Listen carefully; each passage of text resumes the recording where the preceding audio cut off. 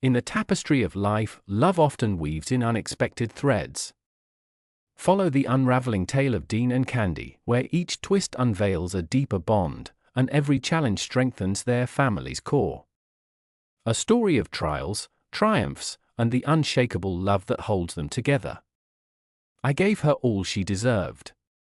I, a 32-year-old male, married my wife Alice. 26-year-old females, 3 years ago.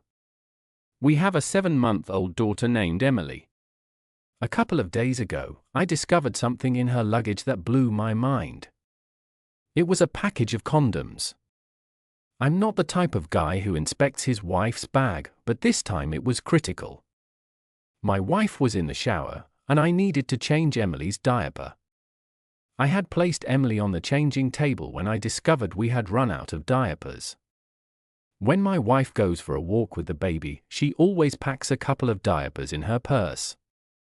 Her bag was laying near the baby counter. It's easier for me to grab it. I opened it and discovered 2 diapers inside. While pulling them out, something came out of the bag and fell on the floor, a pack of condoms. It was a 3-pack, the bag was open with only one left. I checked the bag if the other 2 had fallen inside, they were not present. This meant that the 2 had previously been used. My kid was wailing heavily, so I kept the condom in my pocket and changed her. After she got out of the shower, I put Emily in the crib, took the condom from my pocket, and asked Alice about it. The act on her became public, and she flatly denied it. She claimed it was not hers. She attempted to gaslight the matter and blame it on me. I was astounded at how she could lie so easily. I explained that I found it in her luggage. She responded, "But you just pulled it out of your pocket, right?" I flipped out at her because she was unable to admit it was hers. She busted out laughing and exclaimed, "Poor you, look at your puppy's face. I was messing with you. Yeah, this condom is mine. I purchased it for us." She winked while saying this. She was clearly lying because we don't use protection. She's breastfeeding, and her cycle has yet to return, so we don't utilize protection anymore. She disregarded me like that. Her cycle has returned to normal, therefore, we may require protection if we do not want to have back-to-back children. I asked her what had happened to the 2 of them. There's only 1 in the packet, it should have been 3. She chuckled and stated that it was a funny story. She brought it yesterday and then went out with pals, implying that I was hitting on her friend Lisa. Things grew heated between them, so they decided to find a corner, but they didn't have any condoms, so she lent them to Lisa. I looked at her with incredulity. I said, "You are going to believe this?" She responded, "Yes, because that is the only truth." She suggested I could call Lisa and ask for myself. I didn't call her because if Alice is lying, Lisa is obviously on board and she will also lie. So what is the point? I didn't contact her, but I informed Alice that I'm not buying her stuff and that she needed to come clean about whatever she was up to. She's now gaslighting me and attempting to make me feel guilty for not trusting her. She is weeping that I don't understand her, that she recently gave birth and is suffering from postpartum depression. In the midst of this, I accused her of cheating. I haven't tried to make things up to her. I looked at it that way, however, she has made the environment murky. She's just curled up inside the bed in the dark room. She's reluctant to turn on the light, claiming she dislikes the brightness. She isn't eating at all. I'm not sure how she is while I'm home, but this is what she's been doing since the confrontation. I'm the one who generally apologizes directly after her arguments because rarely does a lady break the ice by saying sorry first. However, this time I don't feel the need to apologize at all. I don't believe I made a mistake by asking her about the condoms right away. Do you believe I could have done something different? Alice's cycle has returned to normal, therefore, we may require protection if we do not want to have back-to-back children. I asked her what had happened to the 2 of them. There's only 1 in the packet, it should have been 3. She chuckled and stated that it was a funny story. She brought it yesterday and then went out with pals, implying that I was hitting on her friend Ethan. Things grew heated between them, so they decided to find a corner, but they didn't have any condoms, so she lent them to Ethan. I looked at her with incredulity. I said, "You are going to believe this?" She responded, "Yes, because that is the only truth." She suggested I could call Ethan and ask for myself. I didn't call because if Alice is lying, Ethan is obviously on board and will also lie. So what is the point? I didn't contact him, but I informed Alice that I'm not buying her story and that she needed to come clean about whatever she was up to. She's now gaslighting me and attempting to make me feel guilty for not trusting her. She is weeping, saying I don't understand her, that she recently gave birth and is suffering from postpartum depression, and in the midst of this, I accused her of cheating. I haven't tried to make things up to her. I looked at it that way, however, she has made the environment murky. She's just curled up inside the bed in the dark room, reluctant to turn on the light, claiming she dislikes the brightness. She isn't eating at all. I'm not sure how she is while I'm home, but this is what she's been doing since the confrontation. I'm the one who generally apologizes directly after her arguments because, rarely does a lady break the ice by saying sorry first. However, this time I don't feel the need to apologize at all. I don't believe I made a mistake by asking her about the condoms right away. Do you believe I could have done something different? Alice has made the environment murky. She's just curled up inside the bed in the dark room, reluctant to turn on the light, claiming she dislikes the brightness. She isn't eating at all. I'm not sure how she is while I'm home, but this is what she's been doing since the confrontation. I'm the one who generally apologizes directly after her arguments because, rarely does a lady break the ice by saying sorry first. However, this time I don't feel the need to apologize at all. I don't believe I made a mistake by asking her about the condoms right away. Do you believe I could have done something different? Seriously, if she's using postpartum depression as an excuse to distribute condoms like Halloween candy, perhaps it's time for a different type of delivery, a reality check. However, I have to concede that her excuse game is stronger than her dedication to honesty. What you could have done differently: bring your own emergency condom in a diaper bag. Who knows, maybe next time she'll put on a clown nose and say it's for stress reduction. Update 1. Thank you for interacting with my post. You all ran claiming that she flashed the red flag square in my face. Indeed, she did, and I didn't let it slide. Some of you requested additional information on Janet before commenting on the situation. Jan and I had known each other for more than 6 years. We met at a friend's party. She was the most beautiful woman out there. We spent the evening chatting, dancing, and having fun, but I neglected to ask her for our phone number. I am not a party person, but it was my friend's promotion party, and he demanded I attend. I asked my friend about Janet, and he stated he didn't know her. She was his colleague's pal. I asked my acquaintance to ask his coworker for Janet's number. He was hesitant to do so because my friend was married, and he did not want his coworkers to believe he was hitting on Janet. After much persuasion, he received a number. I saved it for a week before texting her.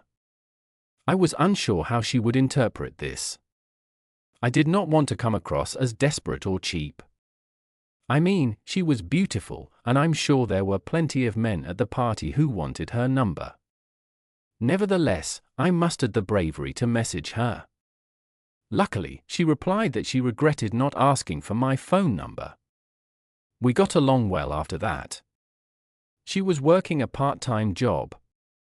She stated that she did not have a full-time work since it required a lot of commitment, and she prefers to live freely on her own terms. Could have been a red flag, but I didn't consider it that way. I was fully absorbed in my work, which I did not enjoy. I wanted to be as free as she was. After 2 years of dating, I proposed to her, and we married in a private ceremony attended by friends and family. Janet did not want to spend money on an extravagant wedding. She intended to spend that money on a vacation instead. After the wedding, we took a 15-day journey to Europe. Janet became pregnant 1.5 years after their marriage. She panicked out since we hadn't planned it that way. We wanted to explore the world and undertake a variety of activities before having a baby. She wanted to get rid of it. I wasn't pleased with her decision. I adore children and wanted one. However, she had other intentions and coerced her into pregnancy. However, when she became pregnant unexpectedly, I attempted to persuade her to keep the baby. She was torn but eventually decided to keep it. Pregnancy is already a difficult and exhausting experience for women, and because I persuaded her to do so, I had to bear the brunt of it. I did everything to keep her pleased. Fortunately, her pregnancy was without difficulties, and she had tantrums, which I gladly accepted because, it was her time. Her condition worsened after the kid was born. I assumed it was due to a lack of sleep and exhaustion from nursing the baby. She became so miserable that she felt confined and unable to enjoy her independence. I took her to therapy, and the doctor diagnosed her with postpartum depression, which is natural in all women post-delivery. I tried everything to give her the independence she required. I hired a full-time nanny so she could have more time to herself. Our baby was 2 months old at the time, and Janet has since resumed her previous habits of partying and going out with her friends. I never stopped her because the doctor claimed a happy mother will nourish her baby.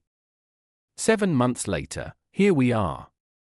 I found a condom in her luggage, and she is blaming her best buddy in order to save herself. But back to the updates. As I previously stated, Janet was attempting to gaslight the issue, but I refused to give in. I informed her that if she believes she can put on an act and get away with it, she is mistaken. I'm not going to let go of this until she gives me the truth, since what she stated earlier was complete BS. She wasn't opening up, so I began digging out myself. I wanted to check her phone, but she is so protective of it that I would never be able to access it, even when she slept. She would keep it by her or under her pillow.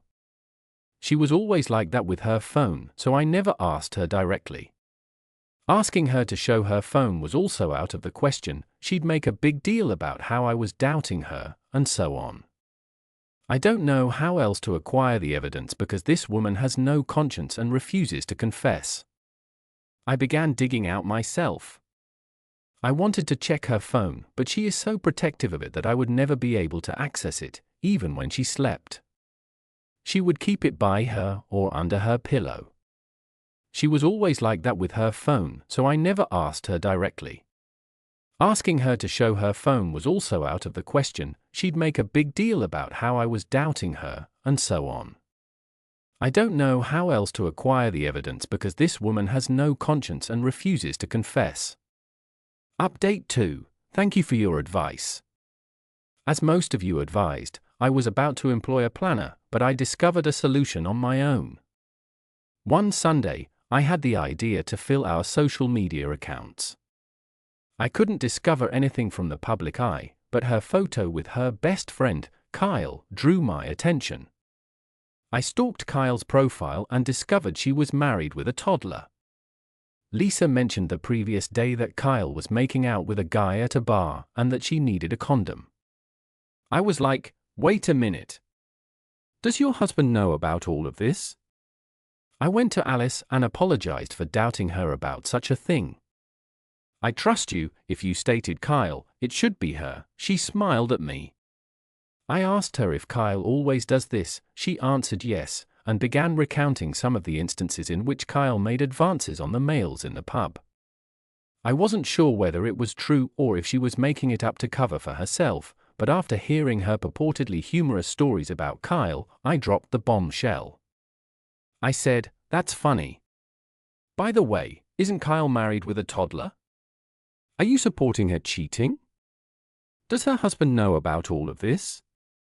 She froze like an iceberg, then began yelling, "No, no.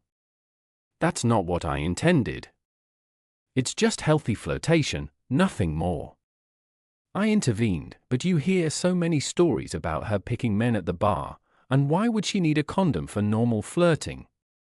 She asked, "Did I say Kyle?" My awful, stupid pregnant brain. I meant Kira, my only friend. She's the one who's playing around. Kyle is a sober person. She doesn't do those things. I was unsure how quickly this woman could create stories. I laughed and replied, "I got you. You don't need to rescue Kyle's, but are you concerned that I'll tell Kyle's husband the truth?" She exhaled, "Yes, please do not do that. Her marriage would be wrecked. They've got a baby. Please, she cares deeply for her husband. It was just pointless sex, nothing more." I smiled at her. I knew she was speaking for herself, not Kyle. Everything she told about Kyle was Alice's, but she's not going to admit it. So simply, I told her I wasn't happy about Kyle cheating on her spouse, so I'm going to tell her husband everything. Ethan yelled at me, "Why did I act like a saint? Who am I to do moral policing here? Blah, blah, blah." I said, "I am not listening to anything. I'll tell Kyle's husband about everything." She relaxed and began sobbing. I got the impression she was about to confess, but I wasn't ready for it yet. I stormed into my room and shut it. I did not want her to get away with her infidelity by simply admitting it. I wanted my revenge. This adultery will cost her both the marriage and her friendship. I messaged Kyle on Instagram. I informed her that Alice had told me about her nasty little secret. She was appalled. I emailed you audio of Alice raving about Kyle's affair. Ethan left me at the scene, but I heard Alice's phone ring a few moments later. Alice was hammering on the door, weeping and yelling, "Why are you doing this to me? Open the door. Why are you ruining everything? Why aren't you trusting me?" Probably she was still on the phone with Kyle when she yelled, "He isn't opening the door. God knows what he is up to." Then Kyle called me. She asked me to listen to Alice. I stated I would not listen to anyone, and the next thing I'll do is send the recording to her husband. She freaked out. She pleaded with me not to do anything before listening to Alice. I said I was going to call her husband, and then we can listen to all of the stories together. She exclaimed that whatever Alice said was not Kyle's story but Alice's, and she had been cheating on me for over 4 months. I asked her why she didn't stop her friend. Kyle stated that she and the other girls attempted to reason with her, but Alice would argue that she had given me a beautiful baby and thus deserved this small pleasure. "Okay, fair enough," I said, convinced that Kyle was telling the truth. My gut feeling had long hinted at the truth, but I wanted to cut off Alice's entire support system. I invited Kyle and her husband over. I'm not sure if I went too far, but I wanted Kyle's husband to know what a piece of work Alice is and that he should keep Kyle away from her.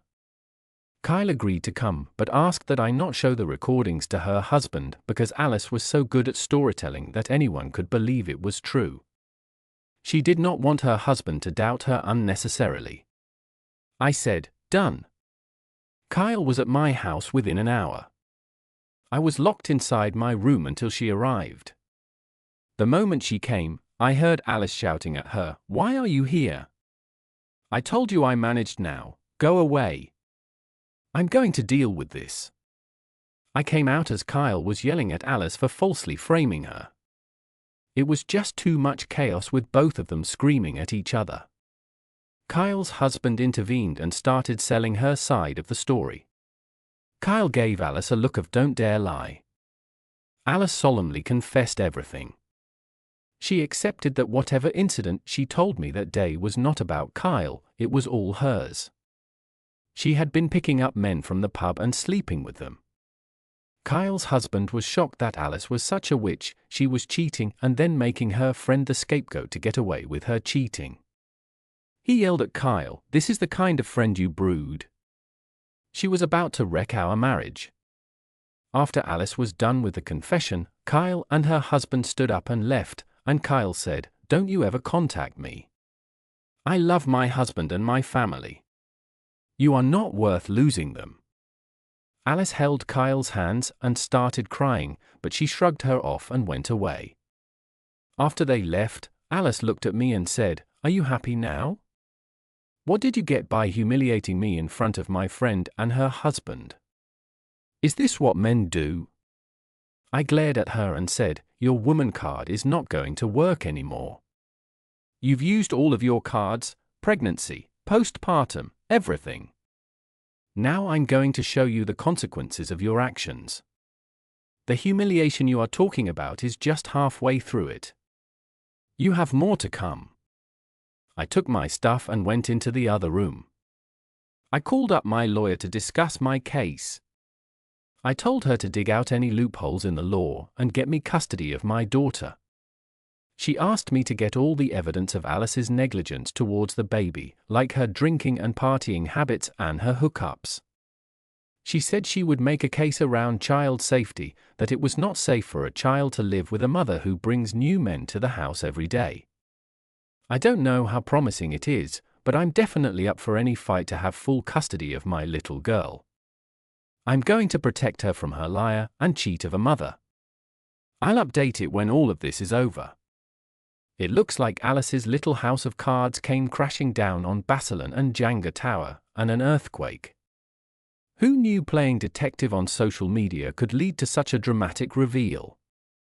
But hey, at least you finally peeled back the layers of Alice's dishonesty like a particularly tasty onion. And speaking of onions, it seems like she's crying enough tears to water a whole field of them. But sorry, Alice, no amount of crocodile tears will undo the mess you've created, and now it's time for the real show to begin, the legal battle for custody. It's like a high-stakes game of Monopoly, except instead of hotels on Park Place, you're fighting for the future of your daughter. And let's be honest, Alice's behavior makes her about as trustworthy as a used car salesman in a clown suit. So gear up, strap in, and get ready to fight tooth and nail for your little girl. And hey, if Alice wants to play the victim card, she'd better be prepared for you to bring out the whole deck of evidence against her. It's time to show her that actions have consequences, and cheating your way through life doesn't fly when there's a child's well-being at stake. Update 3, sorry, I had to erase my last update. I had revealed my lawyer's plan for ripping off the custody from Alice. I shouldn't have done that. The day after posting the update, when I met my lawyer, he asked me not to discuss the case with anyone. I told him I posted this on a forum anonymously. He asked me to delete it ASAP. Now that everything is over, I have reposted it. It is available on my profile page. I'm still not allowed to get into the nitty-gritty of the law, but here's the other side of the story. After the confrontation, I slept in the guest bedroom. I attempted to have a brief encounter with Alice. She would try to come close to me and make me breakfast and dinner, but I shot her off. She even made a sorry cake and bought flowers and cards. She thought I'd get over it once my anger subsided. She had no clue what was coming her way. Almost a month later, my lawyer came down to my apartment with the divorce paperwork. Alice freaked out. She was terrified when she was served. She looked at me helplessly like, "What are you doing? How could you do this to me?" After the attorney left, I asked her to pack her stuff and leave. She cried and pleaded to give a chance to our marriage for the sake of her baby. She tried to hug me, but I pushed her away. She said she had nowhere to go. I chuckled, "Not my concern anymore. I gave you everything you desired, now I'm going to give you what you deserve, and you deserve to be on the streets." She threatened to take away the last dime I had. I said, "Sure, good luck obtaining a lawyer, the nice ones don't come for free." unless you want to open your legs to employ them. She went towards my daughter's nursery, but I blocked her. You're not getting her. She's not living on the streets with you. She broke down because I was tearing her off her daughter. I said, are you not interested in being a mother? I'm releasing you from all accountability. You can now lead the life you desire. She gathered her belongings and left. My lawyer developed a strong case for full custody, such as employing a full-time nanny and taking work-from-home gigs. However, it turned out that Alice was not interested in keeping her baby. She did not fight for custody because she did not have a house or a job. However, she went insane in her attempt to collect alimony. I needed to pay a particular sum, cannot reveal, but it was far too low than what she was demanding, and it was entirely worthwhile to get rid of that person from my life. Kyle and her husband came by one day to check on the baby. Kyle apologized for not notifying me about Alice's hookups. She claimed she tried to prevent Alice from adultery, but she refused to listen. She felt sad for the infant. Kyle said she was delighted I accepted full custody because Alice wasn't as involved with the baby and wouldn't be able to raise it correctly like I was. Kyle told me that Alice would always complain about the baby being fussy and grumpy and so on. She was overplaying her postpartum experience. Kyle's spouse informed me that Alice had contacted them for assistance, but he had chased her away. Alice had been moving from one friend's couch to another since then, and her drinking habits had also taken a toll. I said that I don't care what she does with her life anymore. They offered to help out with babysitting. I appreciate their good gesture, but I don't think I'd need them. My parents have moved in to help me with the baby, and we also have a full-time nanny, so I think the baby will be okay. I might allow her to meet her mother eventually, but not now. She was simply happy and protected with her father. You now have a lease for custody of your tiny bundle of joy, and Jane is going to explore the land of couch surfing and cheap drinks. It's like a modern-day fairy tale, except instead of a happily ever after, you have a deadbeat ex and a baby who would be better off without her. And as for Alice's alimony claims, let's just say she has about the same chance of receiving them as she does of winning the lotto while riding a unicorn. But hey, at least she has a talent for consistency, consistently making awful life decisions. So here's to you, navigating the dark waters of divorce and custody fights with the skill of a seasoned sailor amid a sea of mayhem. May your days be full of diapers and chuckles, and may Jane's actions serve as a warning tale for future generations. I hope you have earned every moment of calm and quiet that comes your way. Here is the next story. I went out of the courthouse free again, but with a heavy heart. My rage was gradually diminishing, and to my surprise, I hadn't been duped too terribly this time. I gestured toward the public parking lot where my trusty old F-150 was waiting. I had a 40-mile commute home and needed to hit the road. My children would soon be home from school, and I needed to be there for them. The one neighbor woman watched them when I was busy. I felt compelled to spend as much time with them as possible now that their mother was no longer present. As I passed a small, filthy bar near the police station, something inexplicably drew me inside. As the customers turned to look at the outsider, the ruckus inside quieted down significantly. I could sense I did not belong. Almost everyone in sight wore a police uniform or proudly flashed a badge, most were also armed. I paused to let my eyes adjust to the dimly illuminated room after the blinding August afternoon heat. I nearly sighed in relief as the icy cold air surrounded me. The thermometer on the courthouse square read 108 degrees Fahrenheit with no wind, my clothing saturated with sweat from both the trek and the court sessions adhered painfully to my skin. I was convinced my body odor was more visible than I preferred. It appeared that you could cut through the thick smoke with a knife. I made my way to the bar. Despite the health-conscious era, the clientele smoked like chimneys, possibly to ease the stress of their work.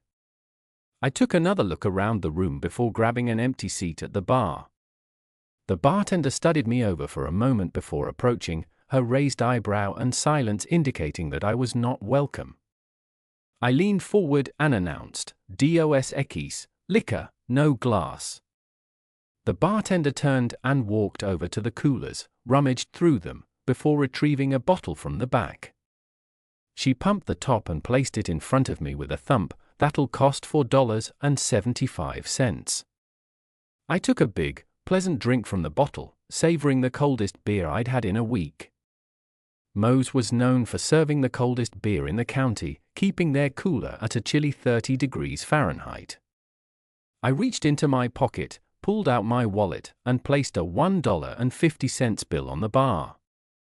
She remained silent as she picked up the bill and approached the cash register.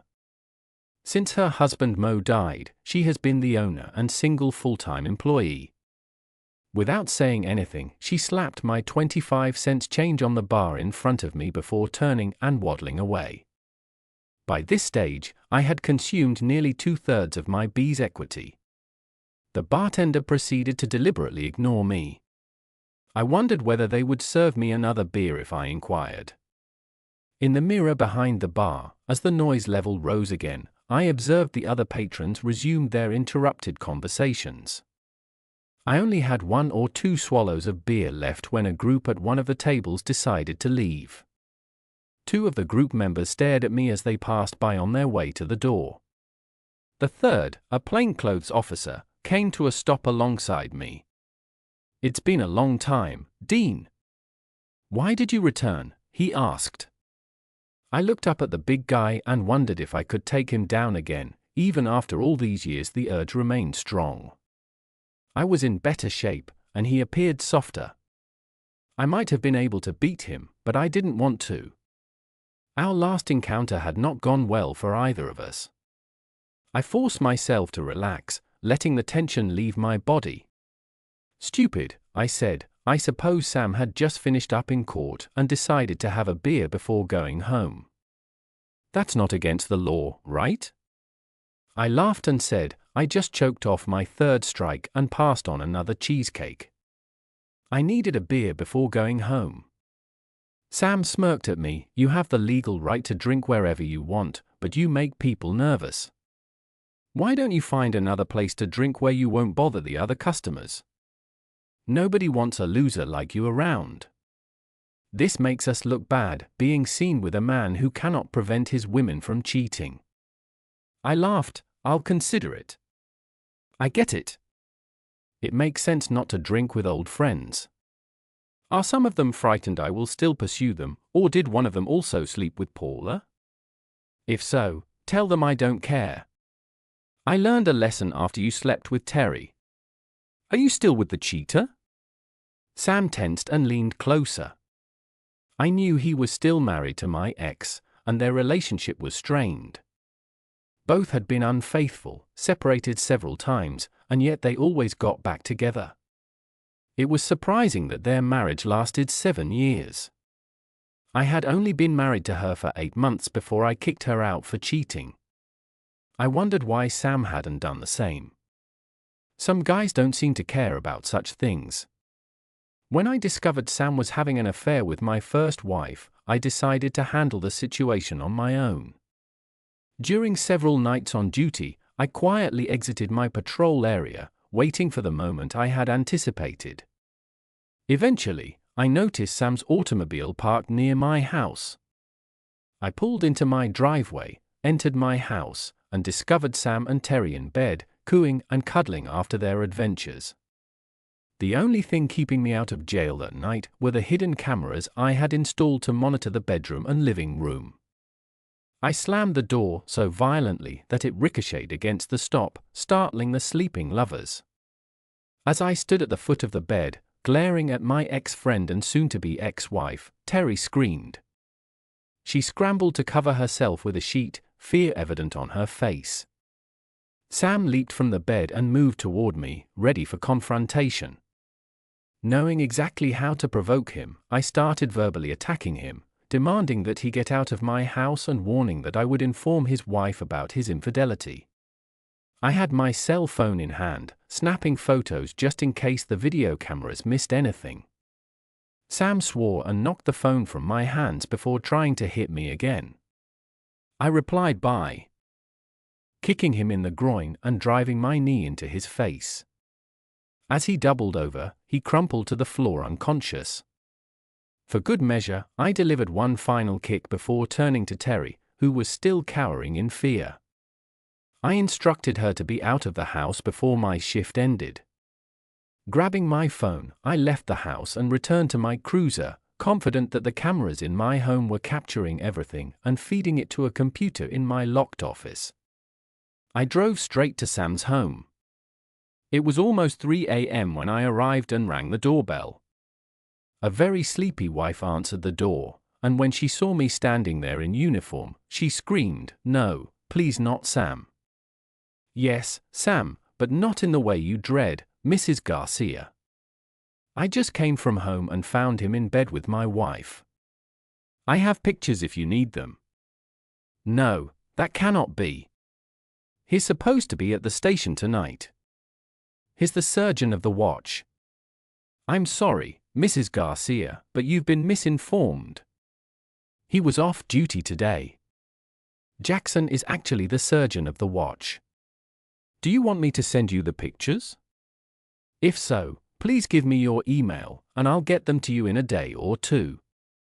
"No, I can't believe that Sam wouldn't do that to me." "Indeed, he did. Take a look." I showed her some pictures on my phone, and she collapsed on the floor crying. I felt sorry for her, but also felt a sense of satisfaction for bringing more pain to Sam. I turned away from the crying woman, smiled to myself, and returned to my cruiser to resume my patrol. Approximately 30 minutes after leaving the Garcia home, I was summoned back to the station. I was relieved of duty and suspended without pay for leaving my patrol area and for attacking an officer in the line of duty. Surprisingly, Garcia and Terry had informed the lieutenant that she had called for help, thinking there was an intruder in her home. It was stated that when going home for intimacy, I found Sam in the house and went into a frenzy, accusing them of adultery and violently beating him. I used the video footage from my house to defend myself against the accusations of assaulting Sam. Those images prevented me from being arrested for attacking Sam. However, as a result, he was demoted and temporarily suspended from the force. So even though I believed my actions were justified, Sam had his own reasons to hold animosity toward me. Well, that marriage came apart, and my job went with it. I was fired for my mistakes and taken to the cleaners by dear, sweet Terry. I lost the house and half of our savings. I was ordered to pay support to her, but thankfully that ended in less than a year when she married Sam after his divorce was final. Sam despised me.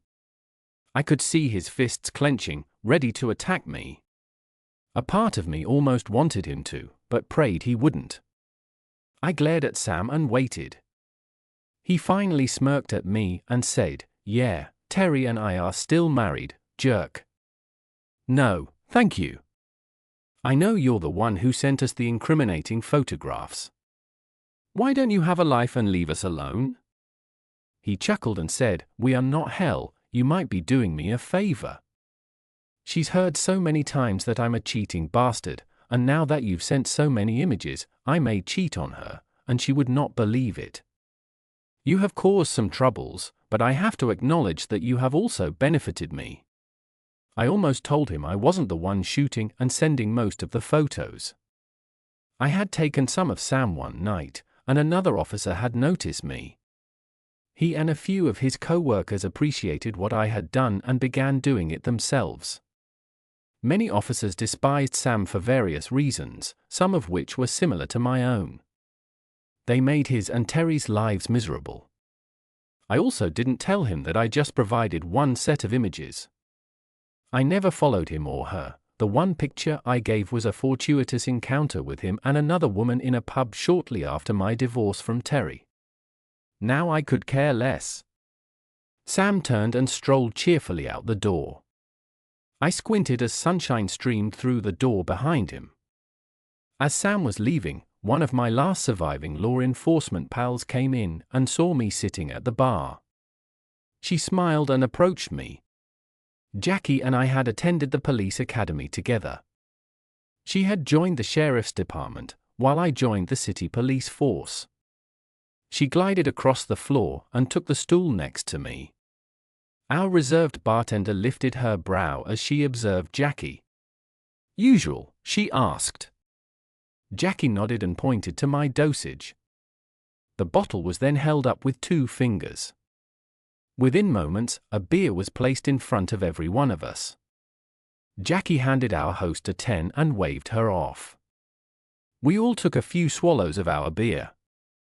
Jackie then stared at me in the bar mirror. "I was at the courthouse earlier. I saw you and the family court. Learned about Paula, Daniel, Dean. You certainly can't pick them, can you? What is it now, 3? I sighed and nodded. "Yes, it is." Sam started the ball rolling with Terry. I helped with that one. It only took around 8 months. Then there was the kids. Mother, Mary. At the very least, she survived over 5 years before I caught her with the school's football coach. However, Patty was a huge surprise. Shit, we had just been married for 9 months when I suspected she was cheating on me. I suppose I should have anticipated it would happen. Dan, I was an officer who knew how. I noticed Jackie's face stiffen and hurriedly continued, "Sorry, Jackie, I did not intend to imply that all women on the force are like that. I am just bitter. She was a freaking dispatcher, for Christ's sake. How could I?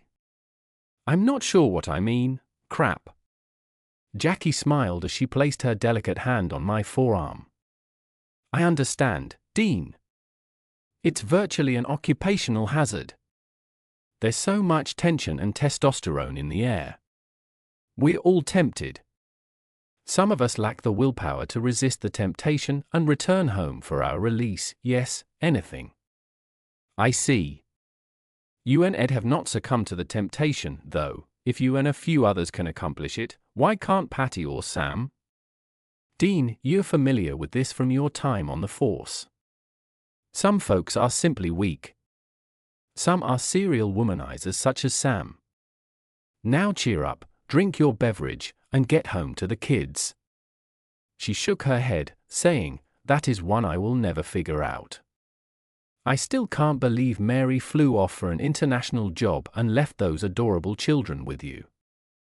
How can a mother help? How can any parent simply take off and abandon their children like that? I do not know, Jackie. Bank Dan class, she did. I honestly thought that if the court refused to let her take them out of the country, she would stay here or try to take them anyway. I enjoy having them home with me. Little Howard completed kindergarten this year, and Sarah was in 1st grade. Everything is still new and thrilling to them, and they enjoy life so much. I couldn't stand it if she stayed and had primary custody of them. Working and planning for their care can be difficult at times, but I wouldn't change anything for the world."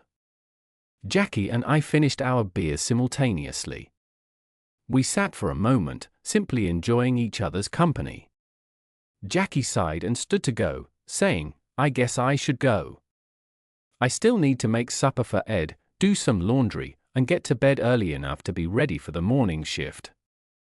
I stood and followed her out of the dimly lit bar into the bright light and heat of another August afternoon in southwest Missouri. We had both parked in the same location, so we talked as we walked to our cars. On the way home, I reflected on my previous failures in the romance department. At least this time, I was smart enough to obtain a prenuptial agreement from Patty. We each walked away from the marriage with what we had brought into it, splitting the small amount we had accumulated over the course of a little more than a year. When my second marriage ended, I was operating the family farm but did not own it. As a result, all I had to do was divide my bank accounts with Mary. She had been furious about it for some reason. She believed my mother had signed over the farm to me after Dad died. Actually, all she did was hand over the operation to me. I suppose Mary assumed that because Mom called it my farm, I owned the land, equipment, and animals. Now I'm wondering if that was why she married me. Mom died shortly after Candy and I divorced, so I inherited the farm. It wasn't a large place, only about 2 sections, but it provided a comfortable living. In fact, I earned more on the farm than I would have as a patrolman if I hadn't lost my job. Furthermore, I appreciated the work and the freedom far more. If I didn't feel like working some days, I could just relax. Life was hard, but I enjoyed it on the farm. I arrived home approximately 45 minutes after leaving Joplin. My 2 children and their sitter were in the backyard. The kids were playing in their wading pool while Tammy sat at the picnic table reading and watching them. Sarah jumped out of the pool and dashed toward me when she noticed me. Howard followed more slowly. I hugged both kids and headed to the kitchen for a beer. I returned to the table and sat across from Tammy. "Hey Dean, is it all over now?" she asked. "Yeah, I am out of the game. Tim just struck out in the bottom of the 9th. I gazed out over the brown, dry grass in the yard through the trees lining the stream bank. I could barely see the small creek that separated my yard from the south field. My mind drifted to a more pressing problem than my 3rd failed marriage. I'd started feeding my cattle hay nearly 3 weeks early, and I was worried I wouldn't have enough for the winter if it didn't rain soon. The news reported this as the worst drought in 65 years. Cornfields that usually yielded between 150 and 200 bushels per acre had been chopped for silage because the grain was too poor to mature for combining. Other crops were faring just as badly due to the lack of water. Many farmers were selling cattle they wouldn't normally sell because they couldn't feed them. It was expected to get much worse before it got better. I could manage thanks to crop insurance, but things would be tight. At least I could irrigate some of my grassland by pumping water from the stream. I glanced at Tammy and saw her watching me, attempting to smile. "Well, I can watch the kids for the rest of the day, Tim. Why don't you head home? I don't think I'll need you tomorrow, but I'll call if I do." That fall, Sarah was in 2nd grade, and Howard was in 1st. Shortly after school started, Tammy came to see me. "Dean, I won't be able to watch the kids after school much this year. Things aren't getting any better for Jack and me. Jack's already working part-time at the female, but we're going to lose the farm if I can't find a full-time job in town. I'm sorry, but I need more money to get us through this drought. I'll watch them until I find a job or you find someone else. However, you should plan on finding someone soon." "That's rough, Tim. I'm sorry to hear that. If you and Jack need anything and I can help, let me know. The kids love you so much." "Do you know anyone who can help?" "No, not offhand. I'll keep my eye out, though. I'm sorry." In early October, Tammy stayed to talk one evening after I returned from the field. "Dean, have you found a sitter yet?" "No, I found an older woman in town willing to watch them part-time, but no one wants to come out here. Most aren't willing to stay late when working in the fields, or they want a guaranteed full-time job." "Why did you find work?" "Sort of. I got hired at Walmart for the Christmas season. They said I might stay on full-time if things work out. I start next week." "Sorry." Between Tammy, the older woman in town, and a few friends' wives, I managed childcare through the holidays and until early March, but juggling helpers was tough. Some wouldn't come to the farm, others had no transportation, so I had to deliver the kids to the sitter in the afternoon and pick them up late at night. Sometimes I had to stop work early because no sitter would keep the kids late. In early March, I was repairing machinery in the shop when I heard a car drive up. I saw a sheriff's car in the driveway and Jackie walking back to her car. I smiled and yelled, "Hi, Jackie." What brings you out here? Did they finally find the body where I left it? Not funny, Dean. I have a little problem and thought you might help. Have you found someone to watch your kids yet? Sort of. I have half a dozen people who watch them sometimes. I miss a lot of work calling them around, and sometimes I have to stop working early to pick them up. I haven't found anyone who can be on call all the time and watch them here. Why? Jackie looked embarrassed. Well, my sister isn't much better at picking husbands than you are at picking spouses. She caught her spouse cheating a few weeks ago and kicked him out. She filed for divorce and needs work. This is the second husband she's caught cheating. She was a stay-at-home mom, and the job market is tough. She thinks she'll lose the house too, they've been renting. Jack and I said she could stay with us, but she needs a job. Her ex isn't sending money. How about that? I faintly recall Jackie's sister. Jackie was a few years behind me in school, and Candy was a few years behind her. Jackie, that is a lot of driving. It's around 25 kilometers from your home to mine. Yeah, but she desperately needs the work, Dean. I don't know. Some days I wouldn't need her for more than 3 hours, other days I'd need her in the morning and later in the evening. Do you want to stay here all day? Would she expect to be paid for her time waiting for the kids? After taxes and gas, she would not earn much on short days. Are you certain she wants to do this? I'm not sure, Dean, but she needs something.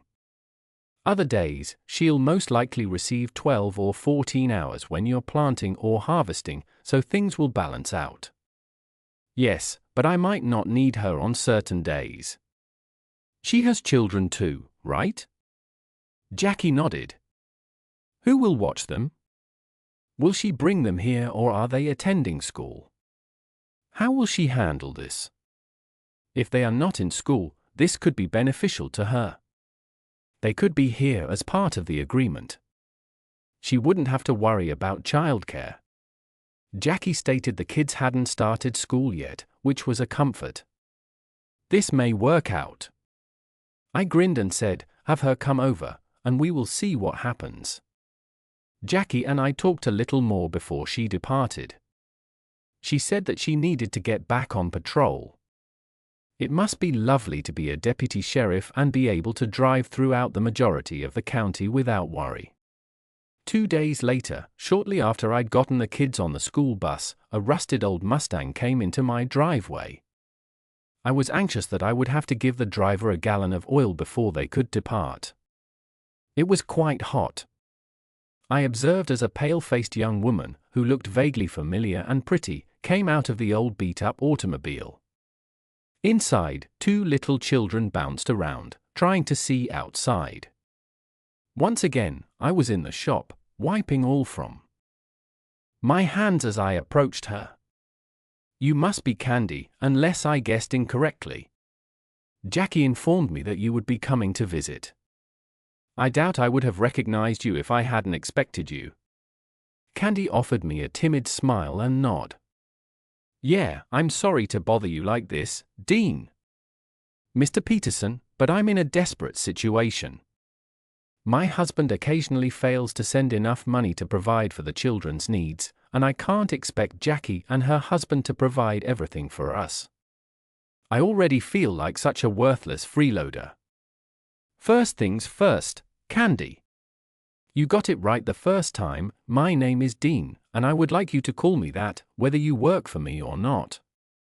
Now, why don't you come in, and we'll see what we can work out.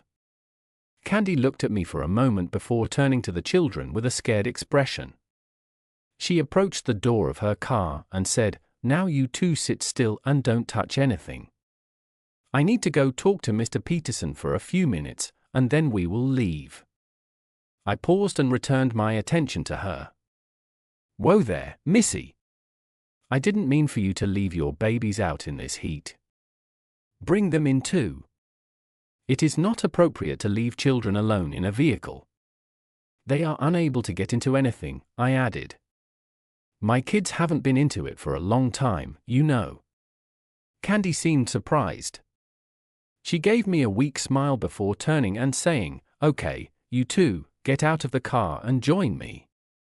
I don't want you running around causing trouble, either. Do you hear me?" I watched as a young boy, perhaps 4 years old, jumped down from the front seat. His mother attempted to catch him under the arms and was somewhat successful. He looked up at her and said, "Mama, I can do it myself." I told Timmy to be good now, "Don't bother Mr. Pearson," Candy said as she approached me with a young girl on her hip. The girl was chewing on her finger while giving me the once-over. "Dean, as he has already told you, this is Timmy, my son, and this little angel is Celeste, my daughter, but we call her Sissy most of the time." "Hello, Sissy," I said. "If it is okay with your mother, would you and your brother like some juice when we enter the kitchen?" Sissy smiled and nodded at me before trying to hide her head behind her mother's shoulder. Once inside, I inquired about drinks and seated everyone at the kitchen table. I placed a cookie jar in the center and provided everyone with a drink and a napkin. Candy and I talked about what I needed in a babysitter and what I could afford to pay. She agreed on $35 a day for watching my kids with no hourly restriction if she and the kids could eat with us every day. She even agreed to do some housework and cooking on the days she was here. She also agreed to stay around most days instead of driving back and forth, which would save her money on gasoline since I often only needed her in the mornings and evenings. I showed her around the house so she could see where things were. She agreed to begin working the next day. To my surprise, Howard and Sarah took to her and her children right away. They had been somewhat unhappy with some of the previous caregivers as they began working longer hours with my spring planting, and Candy's help became invaluable. I had about a third of my Tilbrook drowned in winter wheat, and the rest about 600 acres split between corn and soybeans. I had 60 brood cows and 300 acres for grazing or hay, along with a few chickens and hogs. Spring and fall were my busiest times. During the first week, Candy completely cleaned my house. She started in the kitchen, then moved to the bathrooms and other rooms. On the third day, I sat at the table and said, "Candy, I feel bad about some of the things you're doing here. I hired you to watch the kids, not to be a house cleaner. This place looks amazing, but I don't want you to think you have to do this too." Candy looked upset and said, "I thought you said light cleaning could be part of my job." "I'm sorry if I upset you. I was just trying to help, Dean. I'll stop if you want me to. I just hate to sit here all day reading and watching the kids play." She pulled her hands to her mouth and her eyes widened. "I won't charge you for it. I know it would be a lot to pay for all the hours I'm not watching the kids." No, Candy, that's not the problem. I just don't want you to make a habit of working yourself to death. Relax, son. I appreciate all you've done, but you don't need to be working yourself ragged all day every day. I would sometimes find Candy sitting and watching her children play while she read. Every time I came in and she was resting, she would look guilty and begin working. Finally one day, I fetched myself a beer and stepped into the room where she was working. "Candy, I need to talk to you for a few minutes. Would you please come into the kitchen with me?" Candy looked up from her dusting and said, "I'm sorry, Dean. I was just resting for a moment." I signed and walked over to Candy, gently taking the dust rag from her hand, leading her to the couch. I sat down and pulled her down beside me. Turning to her, I said, "That's kind of what I want to talk to you about, Candy. Have I ever said I was unhappy with what you do around here?" Candy bit her lip and shook her head, "No."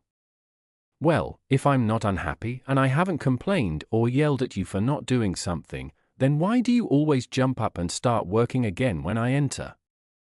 You make me feel like an ogre, like you're terrified of me or something. I've told you I don't expect you to work all the time, and I don't want you to, but Charles always said no house can be too clean, and he got upset when he came in from working hard and I was resting. Was there, Candy? Do I look like Charles? Do you see me resting from time to time? Have I ever said or done anything that made you think I cared if you read a book or played with your kids? I hired you to watch my kids and told you it was okay to just stay here during the day while you weren't working. You were the one who offered to do some cooking and light housework for me. I smiled and continued, I would take it as a personal favor if you would just chill a little and relax around me, okay? Candy offered me a timid smile and nod. I'll try, but I don't know if I can do that, Dean. Candy improved over the next few days in terms of springing up to work when I arrived. Sometimes if I stayed in the house for long, she couldn't bear it and would find something to do, but she was improving. One afternoon, I had just started working after a quick lunch when my planter failed, a wheel bearing seized up, prohibiting the wheel from rotating correctly. I was stuck. I unhitched the tractor and raced to the shop for my tools. Candy was in the yard watching her kids play when I drove onto the lot. She watched as I jumped from the tractor and hurried into the house, already on the phone. Candy accompanied me into my office as I presented my situation to the implement dealer. I was flipping through my planter manual while talking. The dealer checked if they had the necessary parts in stock so I could do the repairs. I informed him that I would be in as soon as possible. I hung up, moaning about the 2-hour travel and the time I'd spend on the repair. Candy came up behind me and placed her hand on my shoulder. I heard what you said to the dealer. I can drive into town and get the part for you if you wish, that way you can begin the repair and return to work quickly. I could see Candy was concerned when I glanced into her eyes. I was also relieved at the notion of saving time. Okay, why not? Thanks, Candy, that would be a huge help. Take my truck since this is a farm company. When you get back, deliver it across the street to where I work. You will notice the machines in the field from there. Candy grinned and replied, no problem, Dean. She went to the kitchen door and said, kids, come on, we need to go to town for Mr. Peterson. Hurry now, we need to buy a part for his planter so we can return to work. To my astonishment, Candy and the kids had their car seats moved from her old Mustang to the back seat of my truck and were going down my road before I could get my repair trailer onto the tractor. I was on my way back to the field to begin the repairs when I arrived in the field less than 30 minutes after breaking down. I began disassembling the planter in preparation for repair. I spotted a broken weld and repaired it. I had problems removing the wheel and old bearing since the race had partially welded itself to the shaft. I just completed dismantling when Candy came into view. I heard her racing through the stream, concerned since I hadn't inquired if she knew how to shift the truck into 4-wheel drive. Sometimes you needed it because the pebbles were slick and the bank was steep. Candy rushed from the truck and groped for the parts. She approached me, holding a bag from the parts store in one hand and a large insulated cup of iced tea in the other. When I grabbed for the components, she shook her head. You look like you need a drink right now. It will not take long. I smiled and took the drink, drenching it in less than a minute. She then handed me the bag of pieces. I returned to work and felt a presence near me. I looked up and saw a tiny Tim squatting next to me, calmly watching. I smiled and kept working.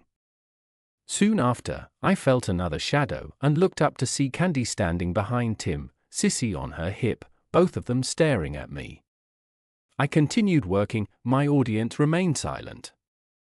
And after nearly 2 hours, I fastened the final bolt and stood up. Candy took a step back, and Tim stood to watch me. I was followed back and forth as I changed the tools in my toolbox on the repair trailer. Candy had been instructed 3 times not to remain, but she had stayed regardless. She had only returned to the house once to pick up my children after school. I gazed at my audience before turning to confectionery. I'm going to take off down the field to check how everything works. Okay? Would you mind waiting a minute for me to respond? She nodded as I continued. If everything is fine, can you return the trailer to the shop? I suppose I could try, but I'd rather not break it. I have never pulled a trailer before. It's really simple, I said. Candy, just park the truck in front of the business. I'll put it away when I return. Everything will be fine if you move carefully through the creek. That night, I worked through supper and stayed up until nearly midnight planting maize.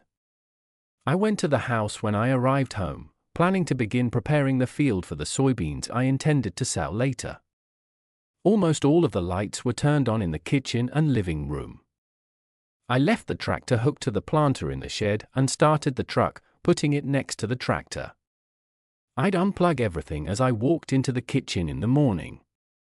I noticed Candy standing by the stove, dressed in an old t-shirt.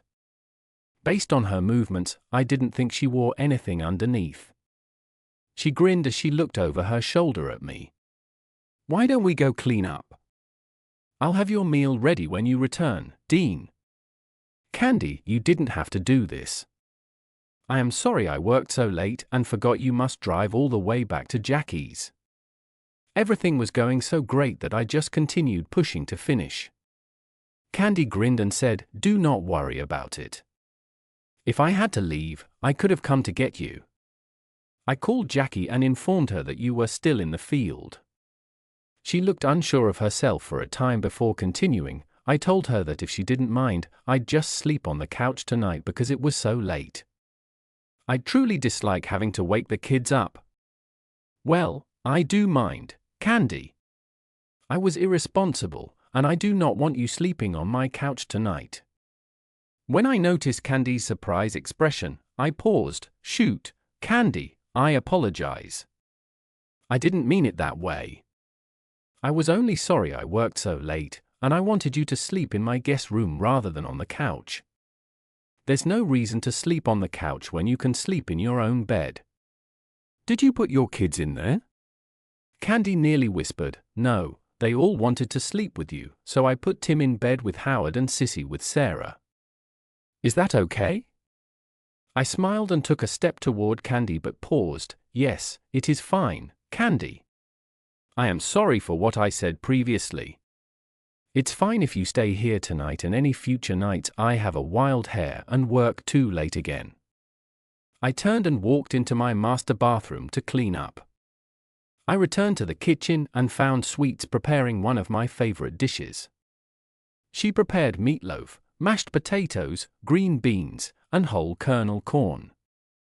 It looked great and tasted even better. Honestly, a 2-day-old roadkill skunk would have tasted wonderful at the time. I hadn't eaten since a sandwich for lunch. Weeks flew by and my work improved more than it had in years, and Candy became practically vital. She basically took over the house and yard, even looking after the chickens and helping around the hog cage. I lost track of how many trips she took into town for parts, seeds, and other requirements. She was more helpful than any of my previous wives, both of whom had grown up on farms. Many evenings when I worked late, she and the kids would sleep over. Eventually, I suggested they leave some clothes at home for convenience. On the 4th of July, I proclaimed a family holiday. I was caught up enough with work to take a break and invited Candy, her children, Jackie, and her husband, Edward, to my house for a big supper and a swim in the stream. After a supper of barbecue brisket, fried chicken, and all the trimmings, I watched the women clean up and smile. I tried to aid but was promptly escorted away. The two sisters chuckled and joked as they worked with it, buried behind a pile of children. I strolled off and sat near the stream, watching the water slowly run through the swimming hole at the yard's edge. I could hear the children laughing as they played with Ed and the women laughing on occasion. Occasionally, I heard a neighbor let off fireworks, and my gut clenched as my thoughts strayed back to my past. What I was hearing on this hot July day was exactly what I had hoped for during my 3 previous marriages. I had 2 great children and several friends, but I didn't have anyone to share with. I was still alone in growing too old to hope for the nugget of gold that other men had discovered. Terry, the girl I grew up with, the tomboy from the next farm over, betrayed me almost immediately. We hadn't been in the city long when she started hanging out with female acquaintances and eventually cheating on me with one of my colleagues. Then there was Mary, a lovely, lively, and friendly instructor I met at a nearby cafe. God, how I adored that woman. She was certified but enjoyed the country life until she saw what a farmer's wife had to go through, despite her stated love for children. The late hours, dust, dirt, greasy clothes, and missed weekends in town gradually took their toll. She despised being constrained by my job and our children. Mary dedicated more time to her school duties and worked as a chaperone at away games, eventually driving herself to games and partying with the head coach before returning home. When they uncovered the affair and confronted her, she chuckled and remarked, "At least now I can return to the good life. I loved you once, Dean. No real lady can live this kind of life year after year. I'm sorry, but I need more than sitting on the balcony at night, too sleepy to go to bed." During the divorce, Mary was granted primary care of the children and attempted to extract some value from the land.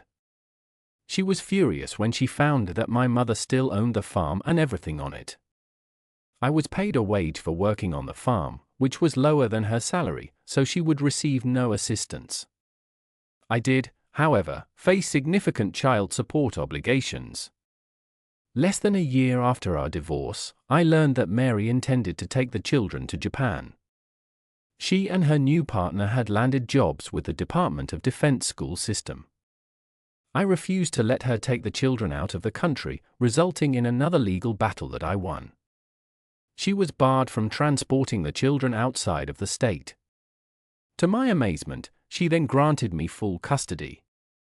When I conveyed my amazement, she said, "What you did to me and the kids is wrong. A youngster should be with their mother. I can't pass up this opportunity to travel the world because you're a selfish jerk. You have children now, you'll see how difficult it is to balance a life and work while caring for them." She smiled at me, hugged the kids one last time, and left with her new partner. My third wife, Patty, cheating on me was not surprising. In hindsight, I should not have married her. I was lonely and desperate. We hit it off well at first, and I chose to overlook her flirtations with her fellow sheriff's officers.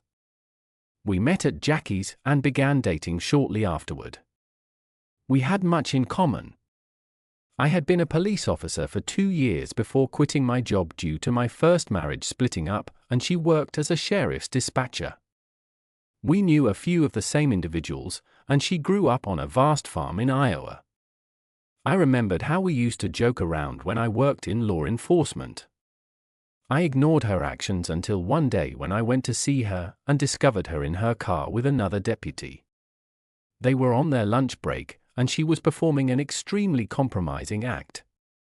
Furious, I ended up in another altercation, but he didn't press charges, and I didn't lose my job this time. As I sat slumped in dejection staring across my fields, I noticed my eyes watering again, which I blamed on the dust and bright lights. I felt a presence nearby and turned to find Candy standing about 10 feet behind me. She frowned when she saw my face and walked over, plopping down beside me. "What is wrong, Dean?" she asked, wiping the tears from my cheeks. "Nothing, I'm just sitting here, listening to the happy sounds and thinking." "What are you thinking about?" "Nothing, just remembering. The child sounds very happy, and it is peaceful here." "You were just enjoying your day?" "Bullshit, you can't fool me, Dean.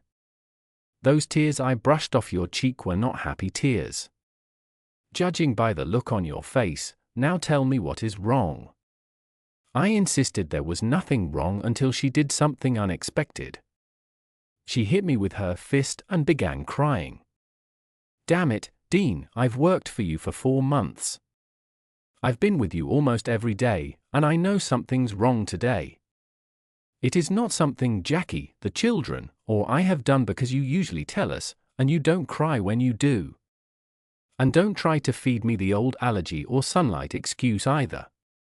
You've never had trouble with allergies, and you know it. And the wind isn't blowing enough to blow something into your eye." Finally, I signed and said, "Okay, Candy." I suppose I was feeling sorry for myself. I'm a damn loser, and it hurts. I was listening to the kids laughing and playing with Ed and you. The girls were laughing in the kitchen while I sat here all alone. I've been married 3 times, and each time I chose a cheating woman. I've concluded I'll never find or have a good woman for a wife. I'm a loser. Candy looked at me in shock, then slapped me before I could do more than raise my hand to my burning cheek. "You're a damn fool, Dean. You know there's nothing wrong with you." "Well, maybe there is. You're too gullible, and you don't see what a woman really is before you marry her. Then you're too trusting." "No, I don't mean that. I mean they betray your trust, and you think there's something wrong with you. The only thing wrong with you is you don't do your research before you let your heart or your dick lead you into something you should run away from. I'm the one with the problem. What man wants a twice-divorced woman with 2 kids? I feel like a burden ready to drag any man down. No one wants a ready-made family that drains their income. If I can accept that and find contentment, why? Can't you be happy with what you have? Dean, you have 2 wonderful children, work you love, and friends who would do anything for you. You got it all, and someday you'll find the right woman if you just stay open to the possibility." Candy stood up and started toward the house, then paused. "I almost forgot, the kids are ready for cake and ice cream, that is if you can pull yourself together and join us." I sat for a moment, watching Candy as she walked briskly back to the house, finally got up, and followed her. When I entered the kitchen, I noticed someone sitting at the table, looking at the living room with a puzzled expression and turning to me, asking, "What happened out there?" I've never seen Candy that mad. I suppose I upset her. We had a talk, and she didn't like some of the things I said. Just then, Jackie came into the kitchen and glared at me. "Dean, sometimes I think you're the dumbest man on earth." She then turned and began cutting the cake, serving it with ice cream. It was silent as we all ate. Afterward, we washed up and strolled outdoors into the cooler evening. We sat by the stream, watching the kids play in the water while the adults chatted. Occasionally, we saw fireworks in the distance from nearby houses. Around 10 p.m., Jackie decided to head home since they had work the next day. Candy gathered her children, and they all piled into Ed's SUV for the drive back. My children and I watched until they turned onto the highway, then we went inside for bath and bed. That night, I struggled to sleep, my past and Candy's words by the creek playing in my mind. Maybe she was right, but I couldn't believe it. I'd known Terry almost my entire life, how could I have predicted what she'd do? Mary was a teacher who went to church every Sunday, who would have thought she'd cheat? I'd known her for months before we started dating, and we were together for almost a year before marrying. I thought I knew her well. Candy might have been right about Patty, we dated for only 9 months before marrying, but she worked in law enforcement and grew up on a farm. I finally understood the kind of character those jobs required. What was I doing wrong? What was Candy trying to tell me? To my surprise, I was still asleep the next morning when Candy and her children arrived. I hadn't expected them so early because all I had planned was making hay, and I couldn't start until the dew was off the grass around 10 a.m. I woke up abruptly when 4 children burst into my room and hit the side of the bed. It was after 7 a.m. Sarah smiled and said, "Come on, Daddy. Candy's making breakfast, and she says you have to come now or it will be cold. Sissy added, she is making your favorite omelets and pecan oatmeal waffles for us kids. Yeah, Mr. Pearson, come on, we got to eat now, Tim said, starting to pull the covers off me. I lost my grip and the sheet fell to the floor next to the bed as I reached for it. I heard footsteps in the hallway, and Candy walked into the room, saying, "Hey, what's the hold up? I need you in the kitchen right now or the food will be cold." She looked up and froze in horror as I drew the cover back over myself. Little Tim made matters worse, asking, "Mommy, why is Mr. Peterson naked? You won't let me sleep naked." "Why does he?" Candy blushed and turned away, saying, "You kids get out of Mr. Peterson's room now." When I entered the kitchen, I found Candy in a bit of a struggle with Tim. I paused to hear her explanation about my choice of sleepwear or lack thereof. "Tim, sometimes adults make choices that aren't suitable for youngsters." "Well, it's Mr. Peterson's house, so you can sleep however he wants." "No, that's not what I mean, Tim. I mean, sometimes adults choose to do things that..." I intervened, taking my place at the table. Looking at him, I said, "Let me handle this one, Candy." "Tim, sometimes adults choose to do things that are a matter of comfort and privacy, but mostly it's an adult thing. Grown-ups don't worry about being seen naked in their own rooms, and sometimes it's better for them to sleep that way." "Okay, sort of. Tim, it's the adult's choice. Nobody should be naked where others might be offended or in public. You know, I was in my bed alone, and no one could see me. I was properly protected, therefore, there was no issue until your sister came in and ripped the covers off of me. That is what was wrong with it. It's like if someone tried to undress you in town, wouldn't that be inappropriate?" Tim smiled and nodded in acknowledgement. "So, it's as if we stripped you down, Mr. Peterson. I'm sorry for it, but if covers are like clothes, why can't I sleep naked and cover up?" Candy smiled at me, attempting to conceal her laughter, and finally intervened. "Okay, Tim, that's enough. You need to understand that this is Mr. Peterson's bedroom and home. He can do whatever he wants in it. He's grown up, and if he wants to sleep naked or in a suit, that is his choice. You cannot do it because I am your mother, and I say no. Okay? Mommy. Bye. I really wish I could sleep naked now in our house." After breakfast, I walked out to the patio and sipped my coffee. Once Candy had cleaned up, she sat down alongside me on the swing, holding her own cup. I looked at her, she wore a cheeky smirk. "He's only a small boy, you know, and I've yet to meet someone who doesn't relish the opportunity to strip down. Thank you for attempting to handle it." We had another cup of coffee before I realized it was time to head to work. Things went smoothly, and for once, I finished early.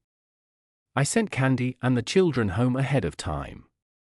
Candy, on the other hand, appeared to be disturbed. I insisted on cleaning up the kitchen myself.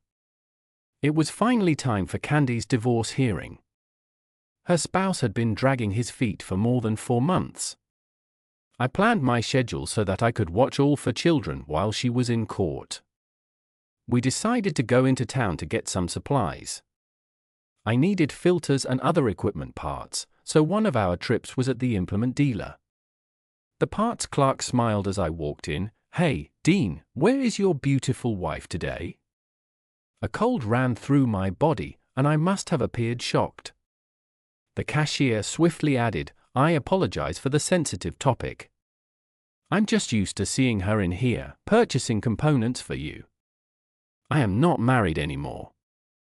We have been divorced for about a year." "What? You're divorced? But she's still rushing around acquiring parts for you? Guy, how did you do that?" I was bewildered. Patty had never come to get components for me. I finally clarified, "Do you mean Candy? She is not my wife. She just helps out with the kids and goes on errands on occasion. She is at the courtroom today, trying to divorce her adulterous spouse. I apologize for the confusion. You must be joking. Correct, the way that woman talks about you, damn, I wish my lover had talked about me like that. So, what will we get today? I was relieved this was my final stop. I couldn't shrug it off. What old man Scoggin stated at the parts counter, what had Candy said about me? Candy and I returned to my residence around the same time. She walked into the house, seemingly genuinely upset. I looked at her and asked, "How was it today? Is everything sorted?" Candy's face contorted, and tears streamed down. She choked out, "Yes, no." The judge granted the divorce, but he is withholding child support until the children's DNA tests are completed. That jerk claims they aren't his children and is attempting to avoid child support. How can you believe that?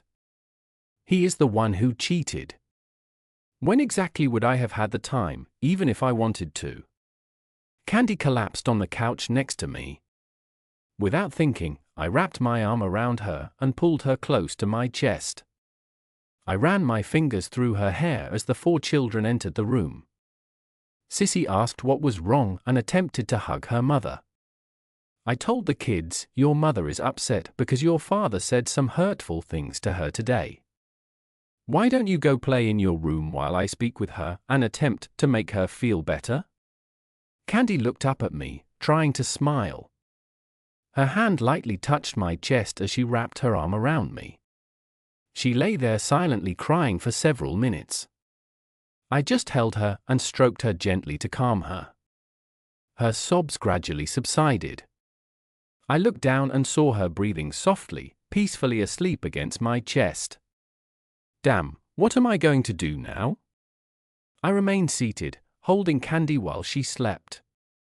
Almost 30 minutes later, she stirred and awoke. Her eyes opened, and she sat up abruptly, blushing. "I apologize, Dean. Why did you let me fall asleep on you?" "No worries, Candy. You obviously needed the rest, and I didn't mind at all. I didn't have anything better to do than to comfort a friend, really. Well, thank you anyway. I think I should get dinner started now. It's going to be late as it is." Candy headed for the kitchen but turned back to me. "Dean, would you mind if we stayed the night tonight? I really don't feel like driving to Jackie's after dinner." "No problem, Candy. You don't even need to ask. I enjoy having you here. Actually, once school starts, I think you should spend weeknights here so Tim can attend kindergarten nearby. That way, you can keep working without worrying about arrangements for him and Jackie's. We'll just inform the school that you resigned here, and they'll enroll him as a resident student." "Dean, are you suggesting that I move in with you?" "Well, not exactly. I mean, it would be easier for you and the kids if you just stayed here. I don't expect anything else from you. We can carry on as we are now. I suppose we can do that. Are you sure you don't mind? I feel like we're imposing, staying here even more. Maybe you should pay me less now that we're here more often." Over the next 3 weeks, Candy gradually moved all her and the kids' belongings into my house. Jackie helped her a couple of times, shooting me a smirk that made me inquisitive. I pondered what was behind it. Just before school started, the DNA tests confirmed that Charles was the father of Candy's children. The court ordered child support, but no alimony was granted. It turned out that what I was already paying Candy was close to Charles' income, so there was no additional support. Even the child support was minimal, just $25 per week per child. After moving in, Candy took over even more household chores. She managed the house, yard, chickens, and even the garden during the season. She also assisted with the hog operation and helped me with the cattle. I began to realize how much she was doing and how I had struggled along before. Sometimes I found myself smiling as I realized I hadn't been keeping up with things. Now we were tackling lower priority repairs and even sprucing up the house, and together, surprisingly, we had joy doing it. Candy was not only efficient but also a delight to work with and be around. When a neighbor's kid joined the military, I bought his 10-year-old truck. It was in terrific shape, and I needed a dependable second vehicle besides Candy's old junker. She voluntarily came along to pick it up, and I had her try it at home. When we arrived, I demanded she retain the keys and put the extra set on the key rack. "No, Candy, you keep them. I want you to drive either the new truck or mine when you leave. I don't want to chance your old junker breaking down like clockwork." Candy glanced at me for a time, then fell into tears and hurried to her bedroom. That fall, we celebrated Thanksgiving and Christmas in my farmhouse. When I had no local family, Candy's brother and sister, together with their families, joined us. It was a happy moment with children playing and laughter filling the home, and the women, including Candy, partied hard. I ate so much of their excellent food that I was almost sick. We even held a tiny New Year's celebration after our friends had left. Candy poured us each a glass of port while we sat in the dimly lit den, watching the Christmas tree lights twinkle. Candy leaned into me and rested her head on my shoulder, and I wrapped my arm around her while we relaxed together. I sensed her trembling. I looked down and saw tears silently falling down her cheeks. "What is wrong, honey?" I whispered. "What is wrong with me, Dean? Why are you always treating me like one of the guys? What did I do to cause you to feel this way about me? I am not just another easy woman, Dean. Was it due to what happened on the night of my divorce hearing? I could understand you holding back when I was still married, but what is the cause now? Why do you have no passion for me anymore?" I panicked. "Candy, where did this suddenly come from? I thought we were doing okay. There is absolutely nothing wrong with you. I know you've seen me vulnerable, but I wouldn't put that on you. Honestly, Candy, I admire you more than any other woman. You're such a great help around here, and I appreciate every moment we spend together. I trust you totally because I know you'll have my back through thick and thin. How useful for you. You are my best buddy, and I only wish I had met you sooner before things spiraled out of control. You are light years ahead of the 3 people I was married to. There's nothing wrong with you." My gut twisted, and horror gripped my heart. Was she actually going in that direction, and if she was, could I stand going through it again? We desperately needed to speak. "Candy, if you're going somewhere, I believe you're misunderstanding. I am not sure if that is a good idea. I've considered it, but I'm not sure I can take another heartbreak. I have been a failure every time." Candy recoiled, anger flashed in her eyes. "Damn it, Dean, are you insinuating that I am as worthless as the 3 you married and divorced? Is this it? I've been divorced twice and I'm unsuitable for you? Haven't I proved my worth? We have been living together for about 2 years. Our children view us as a family. We've practically been married in every sense except legally and physically. You've even added my name to your accounts. If you do not trust me, why did you do that? Don't you love me?" No, I guess I battled with words.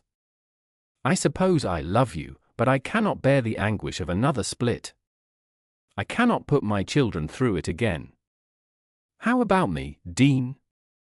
Don't you think I'm afraid of being harmed again? Don't you think I want to protect my children from that pain? How about now? Do you think our children would be upset if we separated? It would tear me apart, and I know it would harm you as well. All I ask for is the opportunity to physically demonstrate my love for you. If you don't want to marry me, that is fine. I will live with you outside of marriage. Everyone in town already assumes we are, so what is the difference? Candy, I can't handle this right now. I need to rest. I apologized, got up, and left, sweets on the couch, tears softly poured down her cheeks. I've ruined what could have been a wonderful holiday season. I would have described it as the nicest thing that ever happened to me and my children, and now I may lose her. Damn, sleep eluded me. I heard Candy in the kitchen for what seemed like hours after I went to sleep until, at last, the lights went out. It was nearly 4 a.m. when I gave up and left the bed. I wandered through the darkened house, unable to find peace. The children would wake up in a few hours, beginning another day, another year, or would it come to a halt? I poured myself another glass of Glenlivet and looked out the window. A noise startled me, and I turned to see Candy standing there, looking at me. She smiled faintly and continued, "I guess I messed up today. Would you like me to leave?" I apologize for what I said, Dean. I couldn't understand what was going on. When Candy questioned if she should leave, I felt a sensation of emptiness and fear. She stood behind me, lighted by the moonlight, appearing vulnerable. Without realizing it, I found myself approaching her, wrapping my arms around her, and bringing her close to me. Our first meaningful kiss took place in that embrace. Well, that wasn't entirely correct. We had previously exchanged kisses, but they were more platonic. This kiss carried the weight of lovers' passion. Sweet soft moon resonated as she brushed up against me. As I looked into Candy's eyes, I whispered, "No, please do not go. I would be completely lost without you here. If you were to leave, I don't think I could take it. The others simply wounded me, but you take a piece of my heart with you, and I worry I will die without it." Confusion clouded her expression as she spoke. "What?" I kissed her again, sensing her surrender. I had to keep her steady as she appeared to weaken. Gathering her into my arms, I brought her into her bedroom. It came closer than mine, and without bothering to close the door, I carefully laid her on the bed and showed her. Shortly afterwards, what followed was hours of exquisite intimacy. I abruptly moved away from the Candy, shocking her. "Dean, what is wrong?" she inquired, her voice filled with anxiety. "Wait," I exclaimed as I ran for the room. My footsteps echoed through the hallway, across the living room, and into my bedroom. While I feverishly searched through the jewels in a bowl on my dresser, Candy approached me after my unplanned departure from her bed. Neither of us bothered to dress. This is the moment. Finally, I turned to Candy, tears running down her cheeks again, and took her left hand in mine. I hoisted her up. "I discovered it, Candy. I want you to get it. It belonged to my mother. Candy, when will you marry me? I'm convinced this is right." Candy's face lit up with a bright smile, and her left hand gently nudged the ring. I held on as she whispered the affirmative. I slipped my mother's engagement ring onto Candy's finger. We kissed, and then turned to face the bed, nestled under the covers. Candy chuckled gently. "At least this way, I won't have to sleep in a wet location," she teased, laying a soft kiss on my lips. "Good night, honey daddy." "Daddy, we can't find Candy. She isn't in her room or the kitchen. Do you know where she is?" The sound of a stampede reminiscent of an elephant herd echoed through the den and into my bedroom. Crap, the door was wide open, displaying chocolate still tucked in my bed. Quickly, as the stampede rushed into my room, I moved to better protect her. All for Children paused and fixed their gaze on Sweets and me. She too had been awakened by the disturbance and was pulling a blanket over herself. She was blushing too. God, she was gorgeous. Naturally, Tim did it again. "Why are you laying in bed with Mr. Peterson?" I could not help myself and broke out laughing. Candy glanced at me, blushing even more. I slid over, leaning against the bed's headboard, and drew myself closer to the chocolates. I tapped the edge of the bed and asked, "Why don't you kids sit here for a minute? Mommy and I need to talk to you." Last night, your mother finally made me realize that I had been sticking my head in mine. I mean, your mother and I recently decided to be married. Now she'll be your mother and I'll be your father. Is this good with you?" Sarah looked around at the others and smiled excitedly, nodding in accord. "But Tim said, I thought she was our mother and you were our father. That does not change anything, does it? But why did this happen? Did Mom sleep here last night rather than in her room, and why was she sleeping naked? She doesn't normally sleep naked. We shouldn't sleep naked." Candy chuckled despite herself, looked at her, and hugged Timmy. "Timmy, when a man and a woman love each other, as your mother and I do, they sleep naked together to grow closer and love one another more. That is why you children should not enter our bedroom without first knocking and requesting permission. You don't want to see your mother naked and make her upset, do you? It would deeply hurt her feelings. You don't want to do that, right?" Timmy shook his head, indicating mute rejection. Sarah observed us with a grin on her face. "I am overjoyed that Candy will be our new mommy. We adore you both very much. When are you planning to tie the knot?" she inquired enthusiastically. Candy smiled and responded, "We aren't sure yet, Sarah. Hopefully soon, but there are a lot of details to work out first." The smaller kids had gathered on the bed, clambering over Goodies and me. The phone rang, and Sarah quickly grabbed it up. "Hello, yes, I am not sure. Guess what, Jackie? Daddy and Candy are planning to get married," she exclaimed with delight in her voice. I tried to intercede and take Sarah's phone, but she managed to avoid my hands. "Okay, sure, bye," she explained before hanging up. "Sarah, you should not have discussed that with Jackie," I admonished gently. "Why not, Dad? Was this intended to be a secret?" "No, however, your mother most likely preferred to deliver the news herself," I explained reluctantly. Candy beside me began to tremble, and I turned to face Sarah as she apologized. "I apologized, Mom." Candy began to struggle, and I drew her closer to me. "What's the problem, honey?" I asked quietly. She shook her hand, mumbling bitterly, and said nothing. "It is nothing at all. You called me her mommy.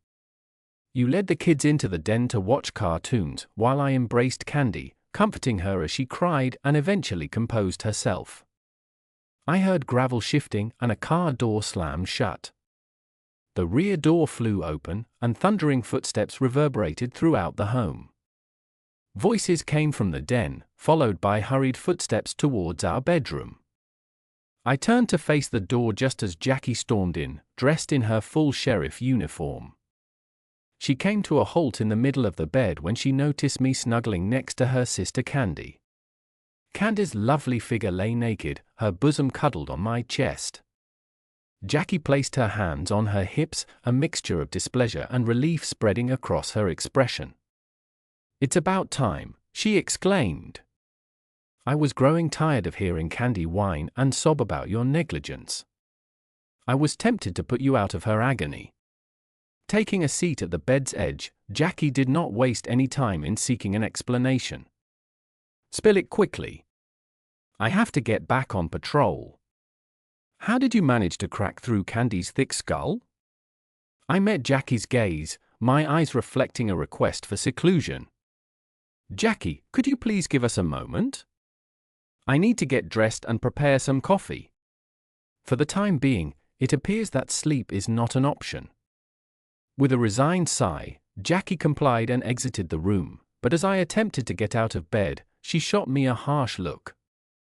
"I'll start the coffee, but keep it quick." Jackie's voice in the air sent me rushing for the restroom in my clothing. We tied the wedding on Valentine's Day.